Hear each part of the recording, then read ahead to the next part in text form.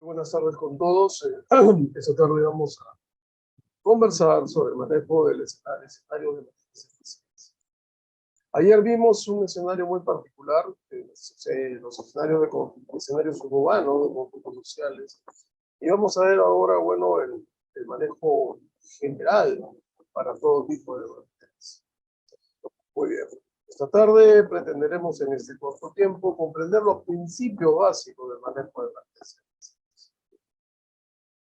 Los objetivos específicos de esta charla es conocer las necesidades y demandas del escenario de emergencias masivas y conocer los fundamentos de por qué se preconiza, se propone el uso de la doctrina del sistema de comando de incidentes en el manejo de estos escenarios. Muy bien, la emergencia masiva tiene varias definiciones o excepciones. Es aquel accidente inhabitual, o sea, no sucede todos los días, no es una emergencia regular, es un escenario inhabitual, eventual, de aparición brusca, que ocasiona varias víctimas y que puede generar una desproporción entre el número de heridos y recursos asistenciales, o desproporción. Para una posta en nuestra serranía, a las 4 de la tarde, como he dicho, vamos a dar un escenario muy no infrecuente, desafortunadamente, el hospital de Puquio.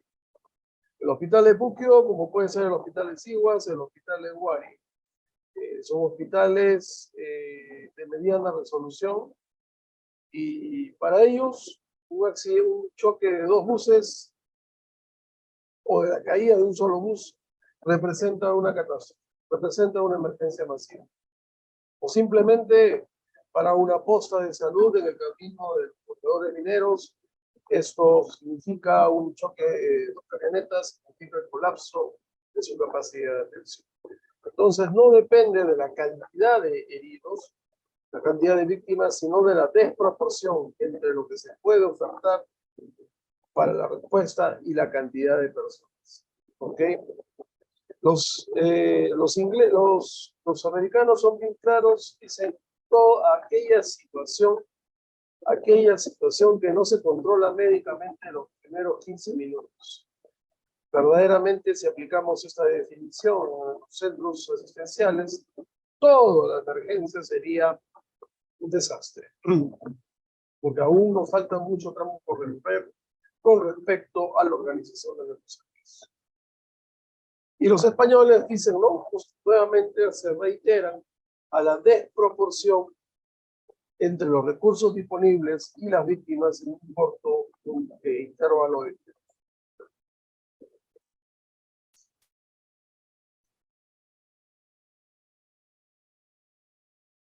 Para evitar estas emergencias, podemos intervenir sobre factores, en el caso de los factores antrópicos, una mejor seguridad vial, una mejor educación para la salud, ¿no? Otros factores, si se manejan materiales peligrosos, explosivos, tener los controles necesarios. Pero muchos de estos factores, dado la organización que tenemos, y lo hemos visto y lo vemos diario, es poco factible. Entonces tenemos que mitigar los efectos de estas emergencias cuando ocurren. Y en la mitigación va en el sentido de disponer los recursos de manera organizada para atender la emergencia. Para disponer de esos recursos, organizarnos, tenemos que estar en una etapa de preparativos, para que cuando suceda el evento podamos implementar y actuar en la respuesta y finalmente poder rehabilitar, poder reacondicionar nuestras instalaciones para un siguiente evento o una emergencia.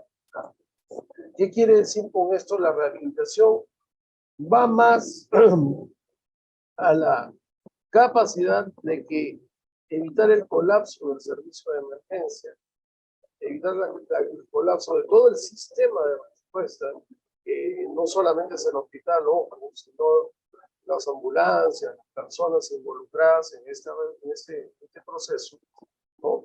Para que una vez que concluya la emergencia puedan estar aptos para continuar sus servicios militares. Muy bien, decíamos que podemos enfrentar múltiples escenarios que motiven una emergencia. Es así que tenemos la demanda masiva propiamente dicha. Esa demanda masiva la vemos en todas las emergencias. Nuestras emergencias están en colapso crónico. Los riesgos biológicos. Me acuerdo mucho cuando fueron las cumbres mundiales acá en Perú hace alrededor de 6 años, 7 años.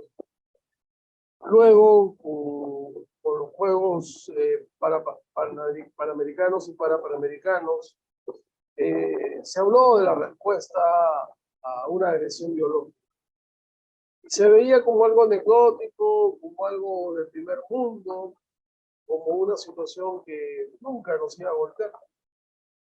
Y no fue un atentado bioterrorista, sino fue la pandemia del COVID la que nos agarró con los pantalones abajo y tuvimos que responder con lo que teníamos. Y aprendimos en el camino, espero que sigamos aprendiendo para aplicar, ¿no? Las lecciones que nos dio este difícil y macabro episodio de nuestra historia en el país.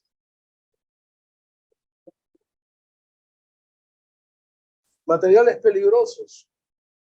Si nos remontamos un poco específicamente al escenario Huaraz, el escenario Huaraz es un sector minero por excelencia. Tiene operaciones de gran, mediana y pequeña minería. Y sus carreteras, sus trochas carrozales no están exentos de poder, que en estas se pueda suscitar un derrame de productos peligrosos. Yo les hago una pregunta. Las agencias de respuesta en el sector, en esta región específica, ¿están preparadas? ¿Sus hospitales están preparados para recibir un paciente contaminado o algún material peligroso? ¿Tienen guías o protocolos para esto? ¿Su personal está preparado para esto? Bueno, le dejo las preguntas. Las emergencias radiológicas. Ok, las emergencias radiológicas es cuando un dispositivo radioactivo sale de control. Para esto les explico que todos los dispositivos radioactivos en el Perú tienen un nombre, un apellido y una localización. O sea, el Instituto Peruano de Energía Nuclear sabe dónde va a operar ese dispositivo electrónico, qué va a hacer ese dispositivo electrónico. Y cuando ese dispositivo electrónico por alguna razón desaparece y no se puede mapear, ahí se sucede todo un incidente. Mucho cuidado. Una pepita de cesio del tamaño de mi uña puede hacer más daño que sea de manera crónica a una comunidad que el estallido de un explosivo terrorista. ¿Cuál es nuestro propósito para aprender a afrontar las emergencias masivas? Como lo mencionó nuestro colega que ayer explicó triaje, hacerlo mejor para la mayoría de las personas. Siempre los gestores de emergencias masivas, de desastres, decimos, ¿no? Nunca nadie le debió tanto a tan pocos. No, una emergencia masiva no la van a enfrentar solos, jamás. Pretender hacer eso es una utopía. Entonces tenemos que trabajar de manera conjunta, de manera interinstitucional. No podemos divagar, no podemos estar perdiendo el tiempo. La emergencia, como les dije ayer, es muy dinámica y necesitamos un alto sentido de la proactividad. Entonces debemos reunirnos, debemos conocer el escenario y implementar las acciones correspondientes a través de la ejecución de la formulación y la ejecución del plan. Acciones concretas, el control de tratamiento, y acá tenemos que ver no solamente el hospital, sino ver también el sistema de transporte asistido, la disposición de oferta móvil para atención de pacientes, entre muchos. Ah, ojo, y oferta móvil no se refiere solamente a las ambulancias, sino pueden ser los puestos médicos de avanzada, hospitales de campaña, módulos implementarse correspondientes. El otro punto es el control de transporte, ¿okay? De las ambulancias, para que no se produzcan las evacuaciones salvajes, sin concierto, donde llega cualquier ambulancia, se pone, se toma foto y puede trabajar o no. Y eso he sido testigo en muchas oportunidades. Cuando llegan, envían las ambulancias, no se sabe para qué las envían, sino para poner su banderita. Los factores del éxito para la administración de la emergencia. Primero tenemos que saber qué se necesita. ¿Okay? Y para esto tenemos que tener metodología de evaluación de daños y análisis de necesidades para poder tener una idea cabal o una idea aproximada de qué estamos enfrentando y qué necesitamos. Otro punto, conocer qué tengo disponible y en base a eso solicitar ayuda. Y el tercer punto es manejar las necesidades y recursos. En un escenario de emergencia masiva, ustedes no pueden hacer un mal uso de los recursos que se les presenten, porque un nuevo contingente, una nueva remesa de logística puede tardar horas, puede tardar días, puede tardar semanas, por una carretera interrumpida, por el almacén se lo llevó el río, etc. Y lo estamos viviendo ahorita con el fenómeno del ciclón. Y ya lo han anunciado que esto va a continuar con un niño moderado y que tenemos que estar preparados. Nuestro propósito es gerenciar la emergencia. Y para gerenciar, como les dije hace 2 días, no necesitamos ser PhD, no necesitamos ser, caramba, doctores de medicina, sino tener los conocimientos básicos y saber administrar la emergencia. Y 3 herramientas que le van a ayudar a administrar la emergencia es el comando, el constituir un comando unificado para que nadie se dispare por su cuenta, el tener la supervisión y control del proceso, y tercero, estar en permanente comunicación. Cuando se rompe la comunicación, allí vienen los problemas.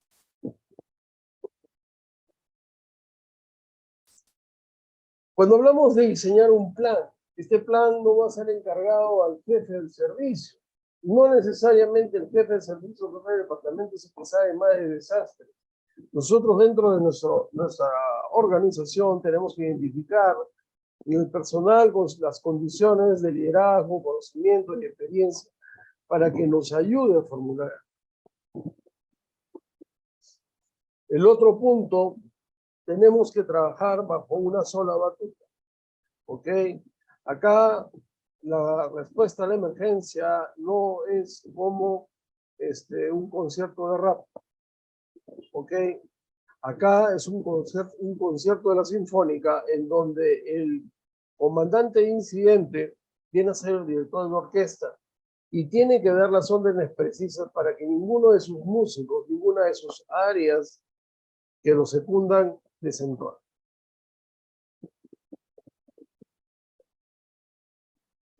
El otro punto, defina las acciones iniciales que se harían hiciesen de manera precisa. O sea, ustedes tienen que enfocarse en priorizar la atención de los problemas de mayor impacto, de mayor magnitud. Entonces, no se distraigan con los problemas menores, sino vean los problemas estructurales. El otro punto, ese plan no es para que sea asumido solamente por el jefe del departamento de emergencia o el director del hospital y que permanezca forever almacenado en el armario de documentos de dicho profesional. Defina responsabilidades, defina líneas de autoridad. Asigne los roles a las personas de manera que hagan lo que mejor ellos hacen. Como dice ese adagio, ¿no? Si tú pretendes que un elefante se trepe a la copa de un árbol, no lo va a poder hacer. Es más fácil que se lo encargues a un símil. ¿Ok? De la misma manera, no pueden exigirle a una persona que haga algo cuando no tiene el perfil para hacerlo. Siempre fomentemos la interacción horizontal. Acá no hay nadie más que el otro. Acá tenemos que tener una interacción y una comunicación persona a persona. Mil disculpas.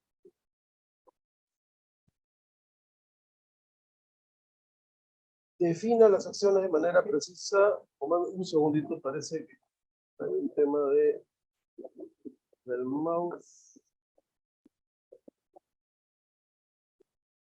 Facilite la capacitación, la práctica, la evaluación y revisión de los procedimientos. Todos los días acudimos a escenarios televisados de simulacros. Muy bien. Capacitaron al personal para hacer esos simulacros. Hicieron ensayos previos para enfrentar una emergencia de verdad. Capacitaron al personal. Revisaron los procedimientos. Así tenemos simulacros, como los vemos en la Costa Verde. Yo no les digo simulacros, yo les digo teatralizaciones. Porque el simulacro tiene una pauta y un objetivo. El simulacro tiene el objetivo de medir la capacidad real de respuesta de las instituciones que involucradas en un tema.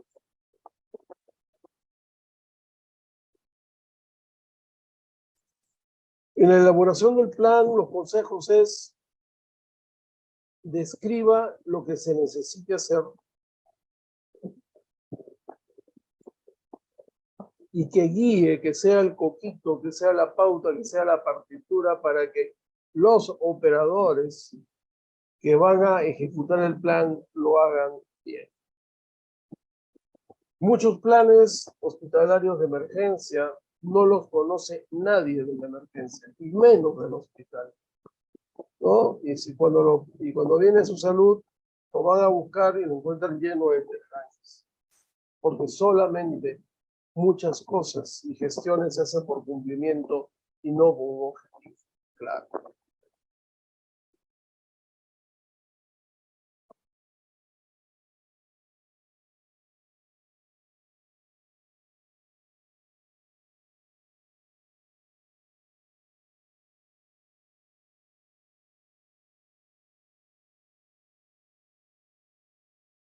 Bien. Un segundito. Muy bien. Luego vamos a pasar y repasar lo que es el sistema de comando de incidentes. El sistema de comando de incidentes es un modelo de una doctrina y se traduce en establecer un modelo de ordenamiento organizacional predefinido que dispone los recursos de manera tal de optimizar su rendimiento de la ejecución de la tarea de manera efectiva. En otras palabras, es un modelo, es una doctrina que construye un modelo de acción para hacer las cosas correctas. El sistema de comando de incidentes promueve el éxito a través de sus principios, terminología común, hablar un mismo idioma. Esto que es tan difícil cuando concurrimos a una emergencia. El alcance del control, al tener un comando unificado, va a controlar, va a vigilar, el desempeño de todas las organizaciones y personas involucradas. La organización modular permite que este sistema de comando de incidentes crezca conforme a la magnitud del evento. Facilita las comunicaciones integradas, canales de comunicación definidos para que no haya desinformación y peor tergiversación de la información. Y promueve también que en base a esta doctrina se elaboren o se actualicen los planes de respuesta correspondientes de la mejor forma.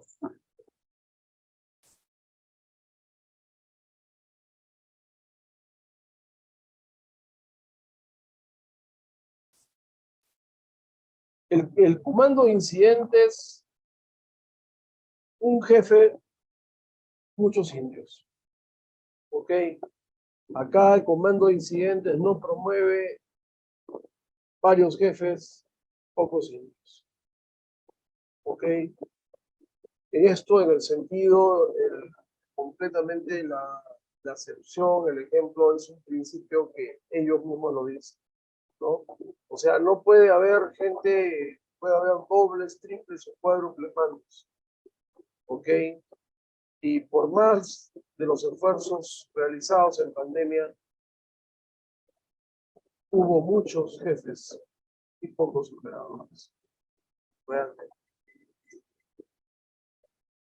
Se tiene que tener y promueve también la instalación, la localización del puesto de comando en un lugar determinado próximo a la emergencia.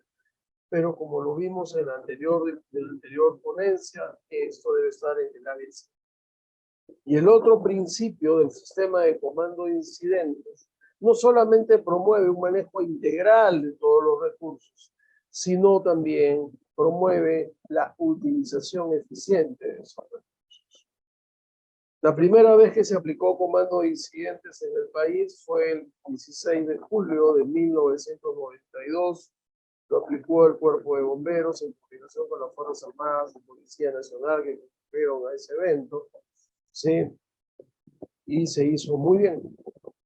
Y de ahí sucesivamente se han comenzado a aplicar algunas emergencias, una de ellas emblemática también, trágica, fue Mesa Redonda. Y con esa evidencia se ha generado que cada vez más personas estén interesadas en capacitarse, en aprender del sistema de comando de incidentes y aplicarlo adecuadamente. Pero hay que tener mucho cuidado. Dentro de las ofertas de capacitación hay ofertas y hay ofertas. Y es peor alguien que sabe algo o lo sabe mal que alguien que no sabe nada.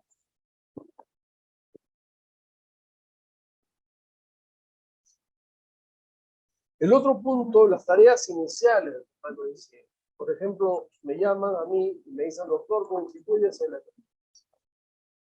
Yo voy a la emergencia con la finalidad de constituir el puesto de comando. Yo no me puedo dedicar a atender pacientes, porque si no pierdo la percepción, la visión consciente del manejo de la emergencia.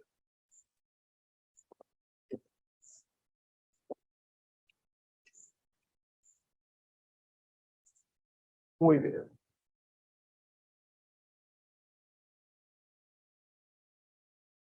Va a haber varias áreas de defensa.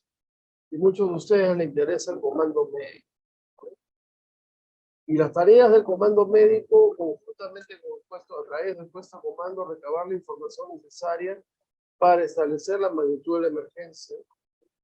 Y una vez que conoce qué está ocurriendo, notifique la emergencia. Notifique a quién.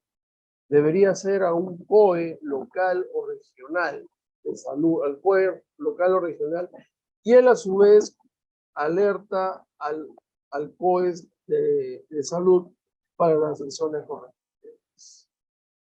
En el ámbito local le corresponde esto al alcalde, o que haga a su vez. Y ustedes están viendo pues el desorden, cómo se ha actuado, cómo se sigue actuando en los recientes eventos adversos presentados por el ciclón Yaku. ¿Ok?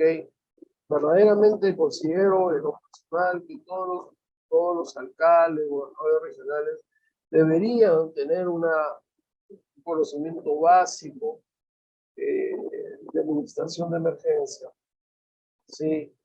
Para que se facilite la tarea no solamente de respuesta propiamente dicha, sino la tarea de integrar, de sumar, de saber convocar planificar, de saber organizar todos los recursos de su comunidad para pida la asistencia apropiada, ¿ok? Identifique sus necesidades y vaya pidiendo con una proyección de gasto, una proyección de uso, ¿no?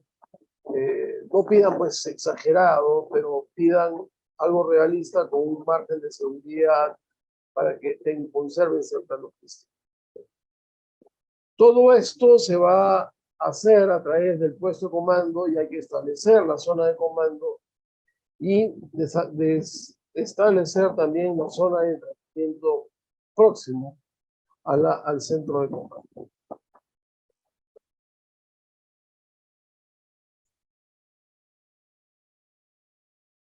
Tenemos otro protagonista que es el oficial de triaje, ¿no?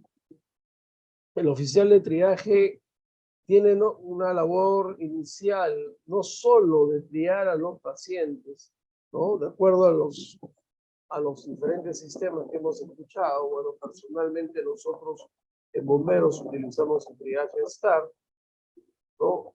Y el oficial de triaje evita que las evacuaciones sean salvajes, basado en el análisis de los riesgos presentados por las víctimas, a través de la evaluación, categorización y luego etiquete a las víctimas. ¿Y por qué etiqueta a las víctimas?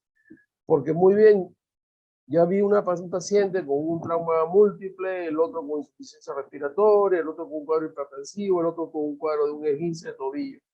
Ok, ese paciente vamos a hacer uso de tarjetas de triaje, vamos a poner la información necesaria para que la persona que no suceda en la continuidad del cuidado pueda saber de qué se trata y asegurar todas las condiciones para la recuperación de su paciente.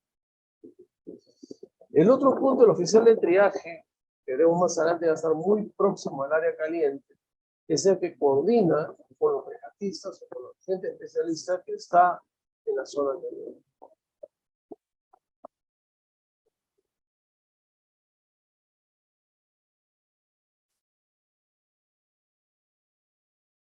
El oficial de triaje,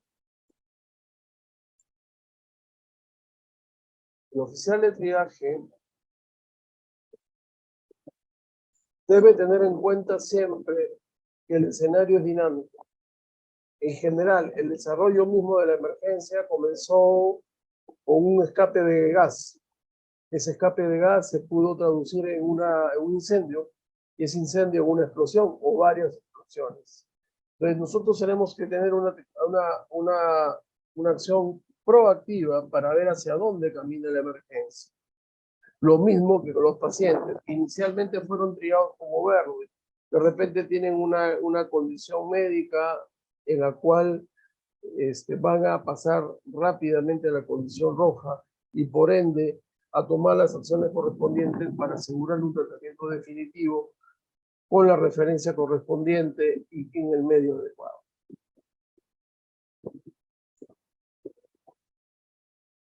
Después tenemos al chasqui, al oficial de enlace, es el que asegura las rutas de acceso, ve dónde se van a estacionar los autos, ve dónde es la posibilidad que aterrice un helicóptero y que el helicóptero categoriza las capacidades, unidades, asume y asigna el equipamiento de insumos y está en permanente comunicación con el comando de incidentes, sobre todo para ver el aspecto logístico.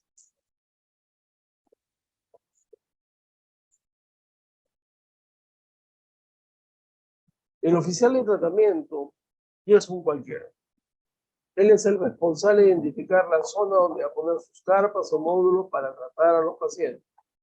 Dónde va a colocar la proximidad de sus ambulancias. Todo eso.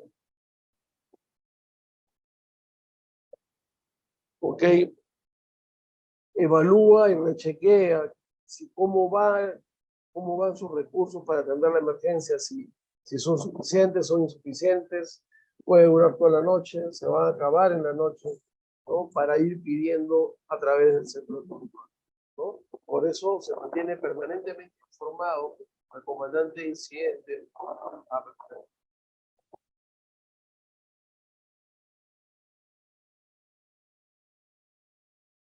El oficial transporte. La tarea de transporte en las áreas de emergencia masivas es importante. El tratamiento que ustedes le van a dar el foco a las personas es de un nivel pues básico, probablemente muchas veces primeros auxilios, como suele ocurrir cuando ocurren los bomberos.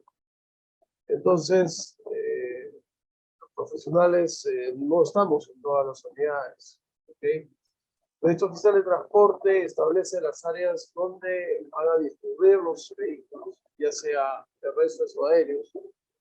Es el que hace el enlace solicitando o desistiendo las ambulancias y las características de la misma.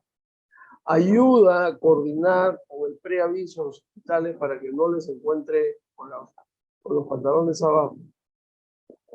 Y finalmente, el tema de información, el flujo de información, tenerla así enterada al mínimo a la señora, el favor mínimo al comandante de incidente. El oficial de logística. El oficial de logística determina las necesidades del equipamiento. Él es el que llama y les dice, necesito tal cosa, tal cosa, tal cosa. No incurramos en la improvisación, no incurramos en el sobredimensionamiento de las necesidades. Un sobredimensionamiento de las unidades ocasiona una gran concentración de material en espacios que pudieran ser valiosos para el estacionamiento de vehículos o la constitución de nuevas áreas de tratamiento. Una anécdota, el terremoto del 2007, pese a las indicaciones brindadas por el ministerio, se inundaron la puerta del Ministerio de Salud con cajas y más cajas de medicamentos para pacientes crónicos, de medicamentos con una fecha de caducidad muy próxima, o sea, y medicamentos que no tenían nada que ver con el patrón epidemiológico que había en la localidad. Este señor mantiene el inventario de los recursos utilizados en la fase de preparación, que puede ser un botiquín grande, extra, o el kit de emergencias masivas que algunos hospitales lo han implementado. Él distribuye los recursos y está en permanente comunicación con el comandante de incidentes.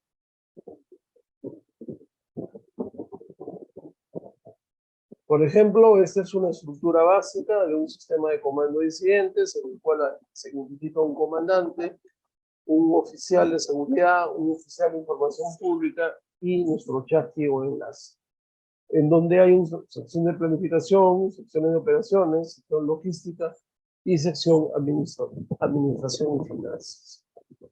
Todos son importantes.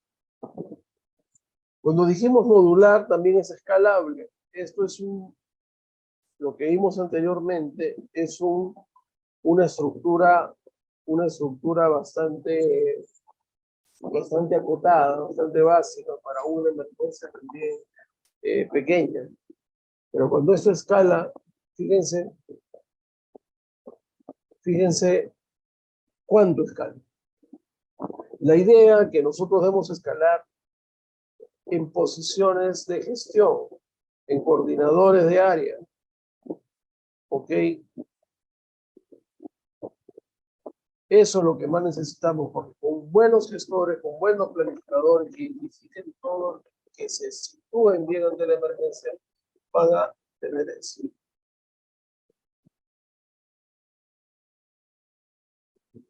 El otro punto, en el sistema de comando de incidentes, correcto, comandante de incidentes no es el contrario.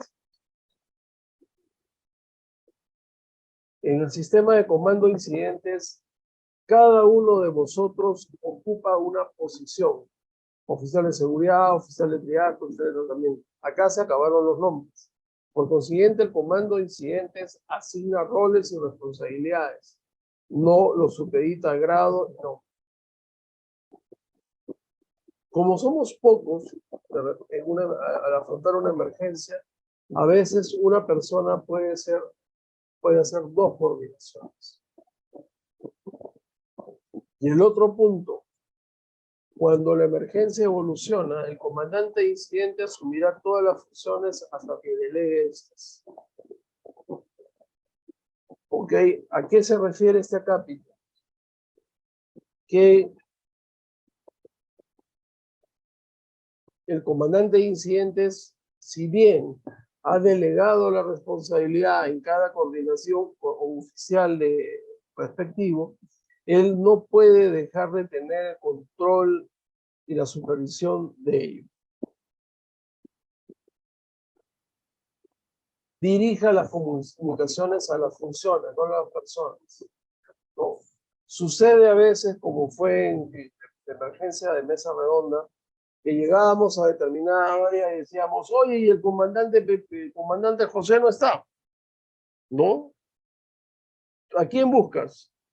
Al logístico, al coordinador logístico, o al oficial de logística. El comandante se fue a su casa, se fue a almorzar, se fue a tomar su rancho, que tenía 24 horas seguidas de acción. Sí tenemos en este momento el oficial que tú me solicitas. O sea, ahí no hay nombres, ahí hay posiciones y hay responsabilidades. Si el Estado de nuestro país se manejara por ese medio, ¿no? Habría una mayor dinámica en la administración.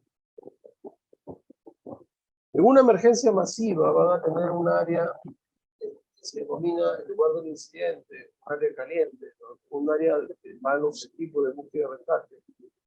En un escalón donde se denomina triaje, ¿no? Donde actúa el equipo de triaje, ¿sí?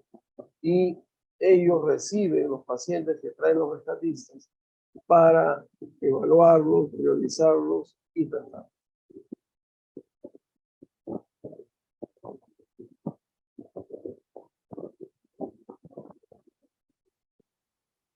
Bien.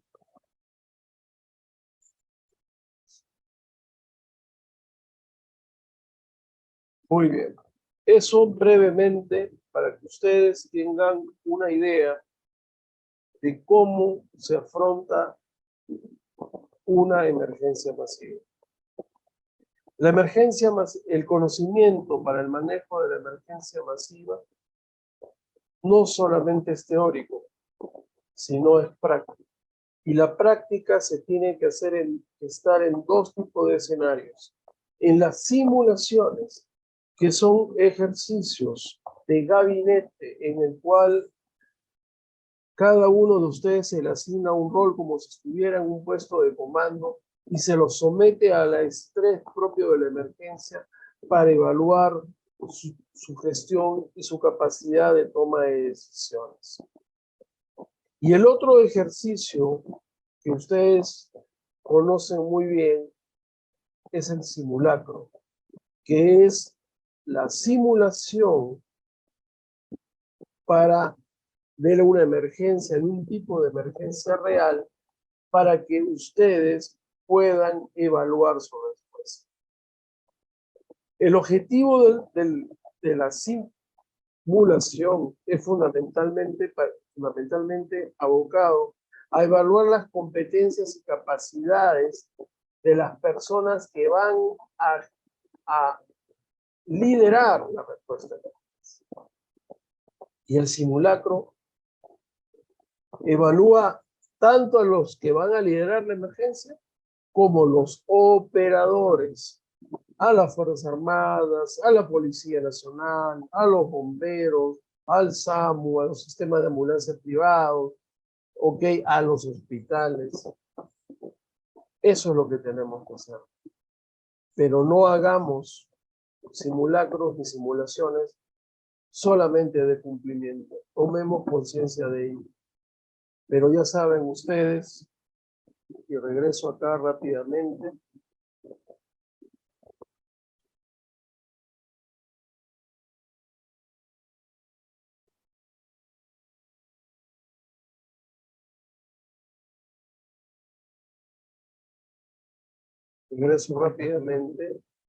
que los factores de éxito en la administración de la emergencia es conocer lo que se necesita.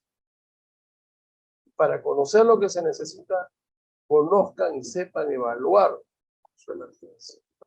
Conocer lo que está disponible, conozca su institución y con qué medios cuenta para enfrentar la emergencia. Y sepan manejar adecuadamente lo poco que tienen hasta que les llegue ayuda extra. Situación que en este momento, frente a la emergencia motivada por el Yaku, no viene a ocurrir. Los gobiernos locales, que son los inmediatamente responsables de la respuesta de emergencia en su localidad, conocían lo que se necesitaba. Porque no, salvo dos excepciones, no tienen malos evaluadores. Conocían lo que está disponible, muchos de ellos recién se enteraron que no tenían maquinaria. Y manejar las necesidades y recursos que está ocurriendo, lo están delegando al gobierno central para que los ayude con esto. Muy bien.